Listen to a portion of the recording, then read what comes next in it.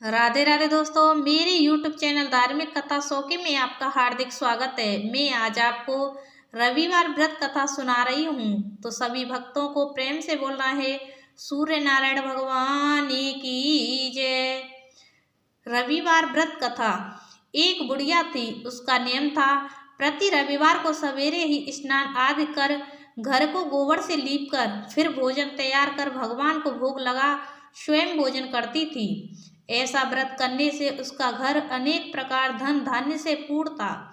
श्री हरि की कृपा से घर में किसी प्रकार का विघ्न या दुख नहीं था, सब प्रकार से घर में आनंद रहता था। इस तरह कुछ दिन बीत जाने पर उसकी एक पड़ोसन, जिसकी गौ का गोबर वह बुढ़िया लाया करती थी, विचार करने लगी कि यह वृद्धा सर्वदा मेरी गौ का गोबर ले जाती है, इसलिए अपनी गौ को घर के भीतर बांधने लग गई। बुढ़िया को गोबर न मिलने से रविवार के दिन अपने घर को न लीप सकी, इसलिए उसने ना तो भोजन बनाया, न भगवान को भोग लगाया तथा स्वयं भी उसने भोजन नहीं किया। इस प्रकार उसने निराहार व्रत किया। रात्रि हो गई और वह भूखी सो गई। रात्रि में भगवान ने उसे स्वप्न दिया और भोजन न बनाने तथा भोग लगाने का कारण पूछा। वृद्धा ने गोबर न मिलने का कारण सुनाया।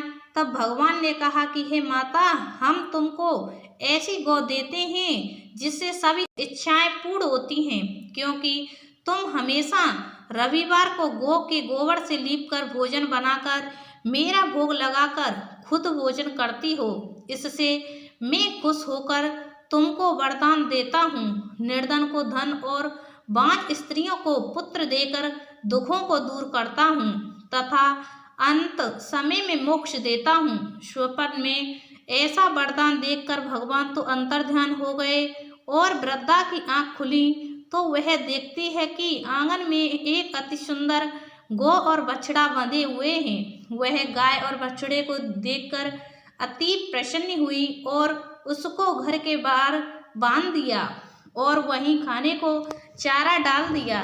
जब उसकी पड़ोसन बुढ़िया ने घर के बाहर एक अति सुंदर गौ और बछड़े को देखा तो द्वेष के कारण उसका हृदय जल उठा और उसने देखा कि गाय ने सोने का गोबर किया है, तो वह उस गाय का गोबर ले गई और अपनी गाय का गोबर उसकी जगह पर रख गई।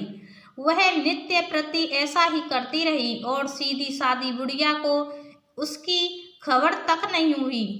तब सर्वव्यापी ईश्वर ने सोचा कि चालाक पड़ोसन के कर्म से बुढ़िया ठगी जा रही है, तो ईश्वर ने संध्या के समय अपनी माया से बड़े जोर की आंधी चला दी। बुढ़िया ने अंधेरी के भय से अपनी गौ को भीतर बांध लिया।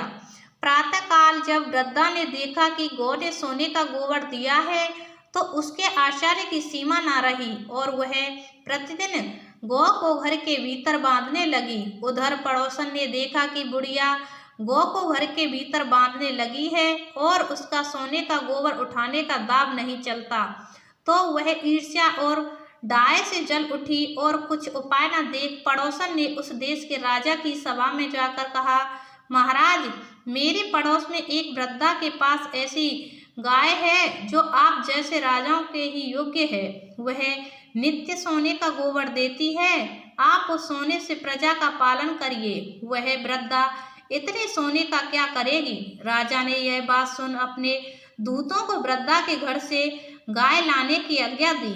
वृद्धा प्रातः ईश्वर का भोग लगा भोजन ग्रहण करने ही जा रही थी कि राजा के कर्मचारी गाय खोलकर ले गए।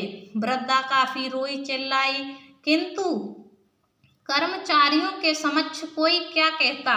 उस दिन वृद्धा गाय के वियोग में भोजन न खा सकी और रात भर रो रो ईश्वर से गाय को पुनः पाने के लिए प्रार्थना करती रही।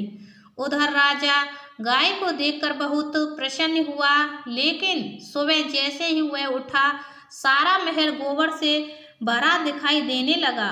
राजा यह देख घबरा गया। भगवान ने रात्रि में राजा को स्वप्न में कहा कि हे राजा, गाय वृद्धा को लौटाने में तेरा भला है। उसके रविवार के व्रत से प्रसन्न होकर मैंने उसे गाय दी थी। प्रातः होते ही राजा ने वृद्धा को बुलाकर बहुत से धन के साथ सम्मान सहित गाय बछड़ा लौटा दिया।